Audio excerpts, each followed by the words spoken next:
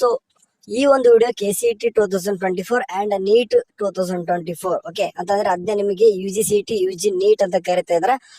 ಇಬ್ರು ಕೂಡ ಅಪ್ಡೇಟ್ ಏನಪ್ಪಾ ಅಂತಂದ್ರೆ ಇವಾಗ ನಿಮ್ಗೆ ಕೆಲವೊಂದಿಷ್ಟು ಆಗ್ಲೆಲ್ಲಾನು ಕೂಡ KCET ಸ್ಟೂಡೆಂಟ್ಸ್ ಗೆ ಕೌನ್ಸಿಲಿಂಗ್ ಸ್ಟಾರ್ಟ್ ಆಗಿದೆ. ಇಟ್ ಮೀನ್ಸ್ ಏನಂತಂದ್ರೆ ಆಪ್ಷನ್ ಎಂಟ್ರಿ ಸ್ಟಾರ್ಟ್ ಆಗಿದೆ. ಅದಾದ ನಂತರ Mach allotment first round result ಎಲ್ಲ ಬರುತ್ತೆ.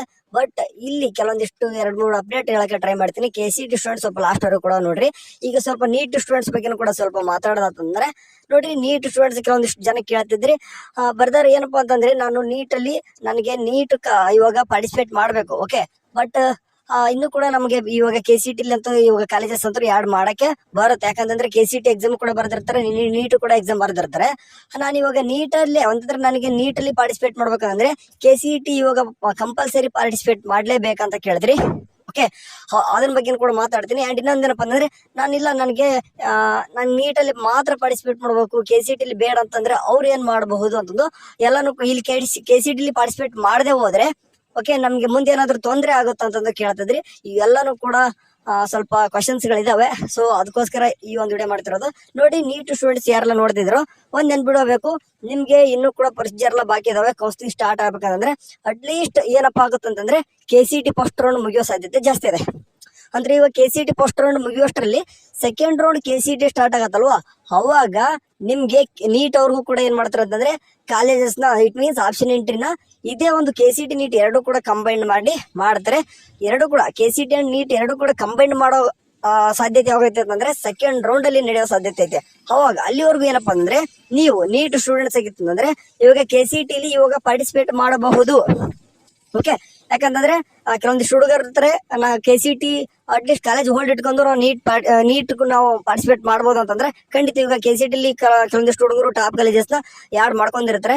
ಅಂದ್ರೆ ನೀಟ್ ಕೂಡ ಎಕ್ಸಾಮ್ ಬರ್ದು KCET ಬರ್ದು ನೀಟಲ್ಲಿ ಕೂಡ ಚೆನ್ನಾಗಿ ರ್ಯಾಂಕ್ ಇರ್ತದ, KCET ಕೂಡ ಎರಡು ಕೂಡ ರ್ಯಾಂಕ್ ಚೆನ್ನಾಗಿರ್ತದ. ಅಂತವ್ರು KCET ಅಲ್ಲಿ ಯಾವ್ದೋ ಒಂದು ಕಾಲೇಜಸ್ ನ ಹಾಕೊಂತಾರೆ, ಅದನ್ನ ಹೋಲ್ಡ್ ಅಲ್ಲಿ ಇಟ್ಕೊಂತಾರೆ. ಅದನ್ನ ಸೆಕೆಂಡ್ ರೌಂಡ್ ಬಂದಾಗ ನೀಟ್ ನ ಕಾಲೇಜಸ್ ನ ಯಾಡ್ ಮಾಡ್ಬೇಕು. ಓಕೆ, ಅಂದ್ರೆ ನೀಟ್ ನ ಕಾಲೇಜಸ್ ಯಾವ ರೀತಿ ಕೊಡ್ಬೇಕು ಅವನ ಓಕೆ ಇವಾಗ ನಂಬರ್ ಇವಾಗ 1 2 3 ಏನೇನೋ ಕೊಟ್ಟಿರ್ತಾರೆ. ಓಕೆ, KCET ಅಲ್ಲಿ ಅವಾಗ ಈಗ ಫಾರ್ ಎಕ್ಸಾಂಪಲ್ 10ನೇ ಕ್ಲಾಸ್ ಸಿಕ್ಕಿದೆ ಅನ್ಕೋರಿ KCET ಅಲ್ಲಿ, ಅವಾಗ ನಿಮ್ಗೆ ಅಬೌವ್ ಓಕೆ ಇವಾಗ ಏನ್ ಇರ್ಬೇಕಂತಂದ್ರೆ ನೀಟ್ ಸ್ಟೂಡೆಂಟ್ಸ್ ಹೇಳ್ತಿದೀನಿ, ನಿಮ್ಗೆ ನೀಟೇ ಅಂತಂದ್ರೆ ನಿಮ್ಗೆ MBBS ಸೀಟ್ ಬೇಕು ಅಥವಾ ಡೆಂಟಲ್ ಸೀಟ್ ಬೇಕಂತಂದ್ರೆ ಅವಾಗ ಏನ್ ಮಾಡ್ಬೇಕಂದ್ರೆ 1 2 3 ಅಂತ ಮೇಲ್ಗಡೆ ಏನಿದ್ದು ನೋಡ್ರಿ KCET ಅಲ್ಲಿ ಅವನ್ನೆಲ್ಲಾನು ಕೂಡ ತೆಗೆದಾಕೊಂಡು ಅವಾಗ ನೀವು ನೀಟ್ ಅಂತಂದ್ರೆ ನಿಮ್ಗೆ MBBS ಯಾವ್ಯಾವ ಕಾಲೇಜಸ್ ಬೇಕು ಅವನ್ನ 1 2 3 ಪ್ರಿಯಾರಿಟಿ ಆರ್ಡರ್ ನ ಕರೆಕ್ಟ್ ಆಗಿ ಕೊಡ್ಬೇಕು ಬರುತ್ತೆ. ಓಕೆ, ಅವಾಗ ಚೇಂಜಸ್ ಎಲ್ಲ ಮಾಡ್ಕೊಳಕ್ ಬರುತ್ತೆ, ಅದ್ರ ಬಗ್ಗೆ ಹೊರಿಬೇಡ. ಯಾಕಂದ್ರೆ ನಿಮ್ಗೆ ಫಸ್ಟ್ ಟೈಮ್ ಆಪ್ಷನ್ ಎಂಟ್ರಿ ಬಿಟ್ಟಿರ್ತಾರೆ, ಅವಾಗ ಎಲ್ಲಾನು ಕೂಡ ರಿಅರೇಂಜ್ ಡಿಲೀಟ್ ಅಥವಾ ಮಾಡಿಫೈ ಮಾಡಕ್ಕೆ ಚಾನ್ಸ್ ಇರುತ್ತೆ. ಅಂಡ್ ನೀಟ್ ಅವ್ರಿಗೆ ನಿಮ್ಗೆ ಕಾಲೇಜಸ್ ಯಾಡ್ ಮಾಡ್ಕೋ ಕೂಡ ಚಾನ್ಸ್ ಇರ್ತದೆ. ಅಂಡ್ ಇನ್ನೊಂದು ಕೇಳಿದ್ರೆ ನಾನು ಇವಾಗ KCET ಪಾರ್ಟಿಸಿಪೇಟ್ ಮಾಡಲ್ಲ, ನಂಗೆ ನೀಟ್ ಒಂದೇ ಬೇಕಂತಂದ್ರೆ ನೀವು KCET ಪಾರ್ಟಿಸಿಪೇಟ್ ಮಾಡದೆ ಹೋದ್ರು ಕೂಡ ಏನೋ ತೊಂದರೆ ಇಲ್ಲ, ಆರಾಮಾಗಿ ನೀವು ಸೆಕೆಂಡ್ ರೌಂಡ್ ಬಂದಾಗ ಕಾಲೇಜಸ್ ನ ಯಾಡ್ ಮಾಡಬಹುದು. ಓಕೆ, ಅರ್ಥ ಆಯ್ತು ಅನ್ಕೊಂತೀನಿ. ಯಾಕಂದ್ರೆ ಕೆಲವೊಂದಿಷ್ಟು ಹುಡುಗರು ಇದ್ರು ನಾ KCET ಪಾರ್ಟಿಸಿಪೇಟ್ ಮಾಡಿದ್ರೆ ಮಾತ್ರ ನಮ್ಗೆ ನೆಕ್ಸ್ಟ್ ಸೆಕೆಂಡ್ ರೌಂಡ್ ಅಲ್ಲಿಗೆ ನಮ್ಗೆ ನೀಟ್ ಬಿಟ್ಟಾಗ ಅಂದ್ರೆ ನಮ್ಗೆ ನೀಟ್ ಆಪ್ಷನ್ ಎಂಟ್ರಿ ಬಿಟ್ಟಾಗ ನಮ್ಗೆ ಅವಾಗ ಹೆಲ್ಪ್ ಆಗುತ್ತೆ ಅಂತಂದು ಇವಾಗ KCET ಅಲ್ಲಿ ಎಷ್ಟೋ ಜನ ಏನ್ ಮಾಡ್ತಿದಾರ ಅಂತಂದ್ರೆ ಆಪ್ಷನ್ ಎಂಟ್ರಿ ಮಾಡ್ತಿದಾರ. ಹಂಗೇನಿರಲ್ಲ, ಆರಾಮ್ಸೆಗೆ ಸೆಕೆಂಡ್ ರೌಂಡ್ ಬಂದಾಗ ನಿಮ್ಮದೊಂದು ಆಪ್ಷನ್ ಎಂಟ್ರಿ ಮಾಡಕ್ ಬಿಡ್ತಾರ, ಅವಾಗ ನೀವು ಕೂಡ ಕಾಲೇಜಸ್ ನ ಯಾಡ್ ಮಾಡಬಹುದು, ಏನು ಕೂಡ ತೊಂದರೆ ಇರಲ್ಲ. ಓಕೆ, ಕೆಲವೊಂದಿಷ್ಟು ಹುಡುಗರಿಗೆ ಭಯ ಪಡ್ಕೊಂಡು ಇನ್ ಕೇಸ್ ನಂಗೆ ನೀಟಲ್ಲಿ ನಂಗೆ ಕಾಲೇಜ್ ಸಿಗ್ಲಿಕ್ಕೆ ಅಂದ್ರೆ ಏನ್ ಮಾಡದಪ್ಪ ಅಟ್ಲೀಸ್ಟ್ KCET ಇಲ್ಲಿ ಆದ್ರೂ ಯಾವ್ದಾದ್ರು ಸಿಗ್ಲಿ ಅಂತಂದು ಕಾಲೇಜು ಹೋಲ್ಡ್ ಇಟ್ಕೊಂಡು ಹೋಗಕ್ಕೆ ಟ್ರೈ ಮಾಡ್ತಿದಾರ, ನೀವು ಕೂಡ ಮಾಡಬಹುದು. ಸಾರಿ, ಇವ್ ನೋಡ್ರಪ್ಪ ಅಂತಂದ್ರೆ ಟೋಟಲ್ ಹೇಳೋದಂತಂದ್ರೆ ನೀಟ್ ಸ್ಟೂಡೆಂಟ್ಸ್ ಆರಾಮ್ಸಿಗೆ ಸೆಕೆಂಡ್ ರೌಂಡ್ ಕೂಡ ಪಾರ್ಟಿಸಿಪೇಟ್ ಮಾಡುವಾಗ ನೀವು ಕೂಡ ಕಾಲೇಜಸ್ ನ ಪ್ರಯಾರಿಟಿ ಮೇಲೆ ಆರ್ಡರ್ ಮೇಲೆ ಚೆನ್ನಾಗಿ ಕೊಡ್ರಿ. ಓಕೆ, ಇದಾದ ತಕ್ಷಣ ಕೆಲವೊಂದಿಷ್ಟು ಹುಡುಗರು ಕೇಳ್ತಿದ್ರಿ BNOS ಬಗ್ಗೆ ಅಂತಂದ್ರೆ ನ್ಯಾಚುರೋಪತಿ ಮತ್ತು ಯೋಗ ಅಂತ ಏನ್ ಬರ್ತದ ಇವುದು KCET ಅಲ್ಲೇ ನಡೀತದ, ಆದ್ರೂ ಕೂಡ ಆಪ್ಷನ್ ಎಂಟ್ರಿ ಏನಕ್ಕೆ ಬಿಟ್ಟಿಲ್ಲ ಅಂತಂದ್ರೆ ನಿಮ್ಗೆ ಸೆಕೆಂಡ್ ರೌಂಡ್ ಅಲ್ಲಿ ಕಾಲೇಜಸ್ ನ ಯಾಡ್ ಮಾಡಕ್ಕೆ ಕೊಡ್ತಾರೆ. ಅದ್ ನಿಮ್ ಬಗ್ಗೆ ಅಷ್ಟೊಂದು ವರಿಬೇಡ. And allied health science BPT BPO ದವರು ಕೂಡ ಕೇಳ್ತಿದ್ರಿ, ನೀವು ಕೂಡ ಸೇಮ್ ನಿಮ್ಗೆ ಸೆಕೆಂಡ್ ರೌಂಡ್ ಬಿಡ್ತಾರ ಅಂತ ನಾನು ಹೇಳಲ್ಲ. ಯಾಕಂತಂದ್ರೆ ಸೆಕೆಂಡ್ ರೌಂಡ್ ಬಗ್ಗೆ ಎಲ್ಲೂ ಕೂಡ ಹೇಳಿಲ್ಲ ನಿಮ್ ಬಗ್ಗೆ. ಬಟ್ ಏನಪ್ಪಾ ಅಂದ್ರೆ ಸೆಪರೇಟ್ ಕೌನ್ಸಿಲಿಂಗ್ ನೀಡೋ ಸಾಧ್ಯತೆ ಜಾಸ್ತಿ ಇದೆ ನಿಮ್ಗೆ. ಅಂತಂದ್ರೆ ಸಪರೇಟ್ ಆಗಿ ನಿಮ್ಗೆ ಮತ್ತೆ ಲ್ಯಾಟರಲ್ ಬಿಫಾರ್ಮ್ ಅಂತ ಬರ್ತದ, ಅದನ್ನು ಕೂಡ ಸಪರೇಟ್ ಆಗಿ ಕೌನ್ಸಿಲಿಂಗ್ ನಡೀತದ. ನಿಮ್ಗೆಲ್ಲಾನು ಕೂಡ ಸ್ವಲ್ಪ ಕ್ಲಾರಿಟಿ ಕೊಡಕಂತ ಬಂದಿದ್ದೆ. ಅದಾದ ನಂತರ ನೆಕ್ಸ್ಟ್ ಇವಾಗ KCET ಸ್ಟೂಡೆಂಟ್ಸ್ ಇವಾಗ ಏನೇನಲ್ಲಪ್ಪ ಅಂತಂದ್ರೆ ಇವಾಗ ನೀವು ಮಾಕ್ ಅಲಾಟ್ಮೆಂಟ್ ಅಂತ ಏನಾಗ್ತಿದೆ ಅಂದ್ರೆ ಸದ್ಯದಲ್ಲೇ ಬರುತ್ತೆ. ನಾಳೆವರೆಗೂ ಕೂಡ ನೀವು ಆಪ್ಷನ್ ಎಂಟ್ರಿ ಮಾಡ್ತೀರಾ. ಅದಾದ ನಂತರ ಮಾಕ್ ಅಲಾಟ್ಮೆಂಟ್ ಬಂದಾದ ತಕ್ಷಣ ಕೆಲವೊಂದಿಷ್ಟು ಹುಡುಗರಿಗೆ ಕನ್ಫ್ಯೂಸ್ ಆಗ್ತದ, ಭಯ ಆಗ್ತದ, ನಂಗೆ ಸೀಟ್ ಸಿಗ್ಲಿಲ್ಲ ಅಂತಂದ್ರೆ ಮಾಕ್ ಅಲಾಟ್ಮೆಂಟ್ ಅಲ್ಲಿ ಸೀಟ್ ಸಿಗ್ಲಿಲ್ಲ, ಸಿಕ್ಕರು ಕೂಡ ಯಾವ್ದಾವ್ದೋ ಸಿಕ್ಬಿಟ್ಟಾಯ್ತು ಅಂತಂದು ಭಯ ಪಡಬೇಡ್ರಿ. ಯಾಕಂತಂದ್ರೆ ನೀವು ಆಪ್ಷನ್ ಎಂಟ್ರಿನ ಕರೆಕ್ಟ್ ಮಾಡಿರಲ್ಲ. ಈಗಲೂ ಕೂಡ ಚಾನ್ಸ್ ಇದೆ ನಿಮ್ಗೆ ಆಪ್ಷನ್ ಎಂಟ್ರಿ ನೀವು ಪ್ರಿಯಾರಿಟಿ ಚೆನ್ನಾಗಿ ಕೊಡ್ತೀವಿ ಅಂದ್ರೆ ನೀವು ಅನ್ಕೊಂಡಿರುವಂತ ಕಾಲೇಜ್ ಜಾಸ್ತಿ ಸಿಗ್ತಾ ಇರ್ತಾವ. ಸಾಧ್ಯ ಆದಷ್ಟು ಪ್ರಿಯಾರಿಟಿ ಆರ್ಡರ್ ಕರೆಕ್ಟ್ ಆಗಿ ಕೊಡ್ರಿ. ಯಾಕಂದ್ರೆ ರ್ಯಾಂಕ್ ದೂರ ಇದ್ದವ್ರು ಅಂತೂ ಏನು ಮಾಡೋಕ್ಕಾಗಲ್ಲ. ಅಂತಂದ್ರೆ 1 ಲಕ್ಷ ಮೇಲ್ಗಡೆ ಬಂದ್ಬಿಟ್ರೆ ನೀವೇ ತಿಳ್ಕೊಬಹುದಲ್ಲ, 1 ಲಕ್ಷ ಮೇಲ್ಗಡೆ ಆದ ತಕ್ಷಣ ರ್ಯಾಂಕ್ ದೂರ ಇರುತ್ತೆ. ನಾವು ರ್ಯಾಂಕ್ ದೂರ ಇಟ್ಕೊಂಡು ಕೂಡ ಚೆನ್ನಾಗಿರೋ ಕಾಲೇಜ್ ಸಿಗ್ಬೇಕಂತಂದ್ರೆ ಸ್ವಲ್ಪ ಕಷ್ಟನೇ ಆಗುತ್ತೆ ಅಲ್ವಾ. ಸರಿ, ಎಲ್ಲಾನು ಕೂಡ ಎನಿವೆ ಇನ್ನೊಂದೇನಪ್ಪ ಅಂದ್ರೆ ಇಂಜಿನಿಯರ್ ಸ್ಟೂಡೆಂಟ್ಸು ನಿಮ್ಗೆ ಕೋಡ್ ಕರೆಕ್ಟ್ ನೋಡ್ಕೊಂಡು ಹಾಕ್ರಿ.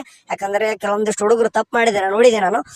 ಅಂದ್ರೆ CS ಹಾಕೋ ಬದಲು ಬಿಟ್ಟು ಕಾಣಿಸುತ್ತೆ ಕಂಪ್ಯೂಟರ್ ಸೈನ್ಸಸ್ ಅಂಡ್ ಇಂಜಿನಿಯರಿಂಗ್ ಅಂತ ಇರುತ್ತೆ, ಬಟ್ ಕಂಪ್ಯೂಟರ್ ಅಂತ ಇರ್ತದೆ, ಮುಂದೆ ಸೈನ್ಸಸ್ ಇರಲ್ಲ, ಬೇರೆ ಇರ್ತದೆ. ಬಟ್ CS ಹಾಕೋಕೆ ಬೇರೆ ಕೋರ್ಸಸ್ ಹಾಕ್ತಾ ಇದಾರ. ಸೊ ಹಂಗಾಗ್ಬಿಟ್ಟು ಬ್ರಾಂಚ್ ನ ಕರೆಕ್ಟ್ ನೋಡ್ಕೊಂಡು ಹಾಕ್ರಿ. ಅಂಡ್ BS ನರ್ಸಿಂಗ್ ಸ್ಟೂಡೆಂಟ್ಸ್ ಕೂಡ ಅಷ್ಟೇ, GP ಮತ್ತು GQ ಅಂತ ಬರ್ತದ. ಅದ್ರ ಬಗ್ಗೆ ನಿಮ್ಗೆ ಸಪರೇಟ್ ಆಗಿ ಹೇಳ್ತೀನಿ, ಯಾಕಂದ್ರೆ ಇಲ್ಲಿ ಹೇಳಿದ್ರೆ ಎಲ್ಲಾನು ಕೂಡ ದೊಡ್ಡ ದುಡಿ ಆಗುತ್ತೆ. ಬಟ್ ನಾನು ನಿಮ್ಗೆ ಒಂದ್ ಹೇಳೋದಕ್ಕೆ ಇಷ್ಟಪಡ್ತೀನಿ, GG ಮಾತ್ರ ಆಪ್ಷನ್ ಎಂಟ್ರಿ ಮಾಡ್ರಿ. ಸರಿ, ಟೋಟಲ್ ಇನ್ನೊಂದೇನಪ್ಪ ಅಂದ್ರೆ B.Pharm ಮತ್ತು ಅಗ್ರಿಕಲ್ಚರ್ ಸ್ಟೂಡೆಂಟ್ಸ್ ನಿಮ್ಗೆ ರ್ಯಾಂಕು ಅಗ್ರಿಕಲ್ಚರ್ ಮತ್ತು ವೆಟರ್ನರಿ ಮಾಡೋರ್ಗಂತ ನಿಮ್ಗೆ ಗೊತ್ತಿದೆ, ಥಿಯರಿ ರ್ಯಾಂಕ್ ಚೆನ್ನಾಗಿರ್ಬೇಕು. B.Pharm ಸ್ಟೂಡೆಂಟ್ಸ್ ಕೂಡ ಆಪ್ಷನ್ ಎಂಟ್ರಿನ ಇರುವಂತ ಕಾಲೇಜಸ್ ಎಲ್ಲಾನು ಕೂಡ ಹಾಕ್ರಿ. ಒಂದೇ ಗೌರ್ಮೆಂಟ್ ಇದೆ, ಅದನ್ನ ಗೌರ್ಮೆಂಟ್ ಹಾಕೊಂಡು ರಿಮೈನಿಂಗ್ ಎಲ್ಲಾನು ಕೂಡ 5 ಮೈನಾರಿಟಿ ಅಥವಾ 6 ಮೈನಾರಿಟಿ ಕಾಲೇಜ್ ಸಿಗ್ತಾವ. ರಿಮೈನಿಂಗ್ ಎಲ್ಲಾನು ಕೂಡ ಕಾಲೇಜಸ್ ಇದಾವೆ. ನೋಡ್ಕೊಂಡು ಆದಷ್ಟು ರ್ಯಾಂಕ್ ದೂರ ಇತ್ತಂತಂದ್ರೆ ಎಲ್ಲ ಕೂಡ ಕಾಲೇಜಸ್ ಆಡ್ ಮಾಡ್ರಿ. ಒಂದೇ ಕೋರ್ಸ್ ಮೇಲೆ ಡಿಪೆಂಡ್ ಆಗ್ಬಿಡ್ರಿ. ಓಕೆ, ಅಂದ್ರೆ ರ್ಯಾಂಕ್ ದೂರ ಇದ್ದವ್ರು ಅಂದ್ರೆ 1.5 ಲಕ್ಷ 2 ಲಕ್ಷವರೆಗೂ ಕೂಡ ಇರ್ತಾರ ನೋಡ್ರಿ, ಅಂತವ್ರಿಗೆ ಹೇಳ್ತಿದೀನಿ ಒಂದೇ ಒಂದು ಕೋರ್ಸ್ ಮೇಲೆ ಡಿಪೆಂಡ್ ಆಗ್ಬಿಡ್ರಿ. ಸಾಧ್ಯ ಆದ್ರೆ ಸ್ವಲ್ಪ ಬೇರೆ ಕೋರ್ಸಸ್ ಕೂಡ ಕಾಲೇಜಸ್ ಆಡ್ ಮಾಡ್ರಿ, ಜಾಸ್ತಿ ಕಾಲೇಜಸ್ ಆಡ್ ಮಾಡ್ರಿ. ಓಕೆ, ಅದು ಒಂದು ಹೇಳಕ್ ಬಂದಿದ್ದೆ. ಇದಿಷ್ಟು ಸದ್ಯಕ್ಕಂದ್ರೆ ಇವತ್ತು 3 ದಿನ ಆಯ್ತು ಕೈ ಕಡೆಯಿಂದ ಯಾವ್ದೇ ರೀತಿ ಅಪ್ಡೇಟ್ ಬಂದಿಲ್ಲ. ಯಾಕಂದ್ರೆ ಆಪ್ಷನ್ ಎಂಟ್ರಿ ಮಾಡ್ಲಿ ಅಂತ ಬಿಟ್ಟಿದೆ ಎಲ್ಲಾರು ಕೂಡ ಸ್ಟೂಡೆಂಟ್ಸ್ಗೆ. ಆರಾಮ್ಸಾಗಿ ಆಪ್ಷನ್ ಎಂಟ್ರಿ ಮಾಡ್ರಿ. ರಿಮೈನಿಂಗ್ ಎಲ್ಲಾನು ಕೂಡ ನಿಮ್ಮ ಒಂದು ಕ್ಯಾಟಗಿರಿನ ನೋಡ್ಕೊಂಡು, ಫೀಸ್ ನ ನೋಡ್ಕೊಂಡು, ಮತ್ತೆ ಯಾಕಂದ್ರೆ ಫೀಸ್ ಕೂಡ ನೋಡ್ಕೋಬೇಕಾಗತ್ತೆ. ಒಂದೊಂದು ಕಾಲೇಜಲ್ಲಿ ದುಡ್ಡು ಜಾಸ್ತಿ ಇರ್ತದೆ, ಒಂದೊಂದ್ ಕಡೆ ಕಡಿಮೆ ಇರ್ತದ. ಅಂಡ್ ಇನ್ನೊಂದು ಕಾಲೇಜ್ದಲ್ಲಿ ಯಾವ ರೀತಿ ಇದೆ ಅಂತ ನೋಡ್ಕೊಂಡು, ನಿಮ್ಗೆ ಗೊತ್ತಾಯಿಲ್ಲ ಅಂತಂದ್ರೆ ಬೇಗ ಹೋಗ್ಬಿಟ್ಟು ಗೂಗಲ್ ಸರ್ಚ್ ಮಾಡ್ಕೋರಿ, ಅಥವಾ ನಿಮ್ಗೆ ಯಾರಾದ್ರೂ ಸೀನಿಯರ್ಸ್ ಗೊತ್ತಿದ್ದ ಅಂದ್ರೆ ಅವ್ರು ಫೋನ್ ಮಾಡಿ ಕೇಳ್ಕೊಂಡು ಈ ಕಾಲೇಜ್ ಯಾವ ರೀತಿ ಇದೆ ಅಂತ ಕೇಳ್ರಿ. ಗೊತ್ತಿದ್ರೆ ಹೇಳ್ತಾರೆ, ಇಲ್ಲ ಅಂತಂದ್ರೆ ಅವ್ರು ಇನ್ನೂ ನಂಬರ್ ಆದ್ರೂ ಕೊಡ್ತಾರೆ. ಯಾಕಂದ್ರೆ ಅವ್ರ ಕಾಂಟ್ಯಾಕ್ಟ್ ಇರ್ತಾರೆ. ಯಾಕಂದ್ರೆ ನಿಮ್ ಸೀನಿಯರ್ಸ್ ಯಾರಾದ್ರೂ, ಈಗ ಫಾರ್ ಎಕ್ಸಾಂಪಲ್ ಒಂದ್ ಹೇಳ್ತಂದ್ರೆ ನಿಮ್ಗೆ ಇಂಜಿನಿಯರಿಂಗ್ CS ಮಾಡಿದ್ರ ನಿಮ್ ಫ್ರೆಂಡ್, ಅಂದ್ರೆ ನಿಮ್ ಸೀನಿಯರ್ ಯಾರಾದ್ರೂ ಕಾಲೇಜ್ ಹಚ್ಚಿದ್ರೆ ಅವ್ರಿಗೆ ಫೋನ್ ಮಾಡಿಬಿಟ್ಟು ಈ ಕಾಲೇಜ್ ಬಗ್ಗೆ ಗೊತ್ತಂತ ಕೇಳ್ರಿ. ಅವ್ರಿಗೆ ಗೊತ್ತಿರೋದ್ರೆ ನನ್ನ ಫ್ರೆಂಡ್ ಇದನ್ನ ಅಲ್ಲಿ ಆ ನಂಬರ್ ಕೊಡ್ತೀನಿ, ನೀವೇ ಕೇಳ ಅಂತಂದ್ರೆ ಅವ್ರ ನಂಬರ್ ಕೊಡ್ತಾರೆ, ಇಸ್ಕೊಂಡು ಕೇಳ್ಕೋಬಹುದು. ಈ ರೀತಿ ಮಾಡ್ಕೊಂಡು ಕೂಡ ಆಪ್ಷನ್ ಎಂಟ್ರಿ ಮಾಡಬಹುದು. ಸಾಧ್ಯ ಆದಷ್ಟು ಜಾಸ್ತಿ ಕಾಲೇಜಸ್ ಹ್ಯಾಡ್ ಮಾಡ್ರಿ. ಪದೇ ಹೇಳ್ತಿದ್ದೀನಿ. ಇಲ್ಲಿಗೆ ಈ ವಿಡಿಯೋ ಮುಗಿಸ್ತಾ ಇದ್ದೀನಿ. ಇದೇ ರೀತಿ ಏನಾದ್ರೂ ನಿಮ್ ಡೌಟ್ಸ್ ಇತ್ತಂದ್ರೆ ಅತಿ ಹೆಚ್ಚು ಯಾವ್ದು ಕಮೆಂಟ್ಸ್ ಅಲ್ಲಿ ಇರುತ್ತೋ ಅದನ್ನ ನಾನು ಒಂದು ವಿಡಿಯೋ ಮುಖಾಂತರ ಹೇಳ್ತೀನಿ. ಸರಿ, ಬಾಯ್.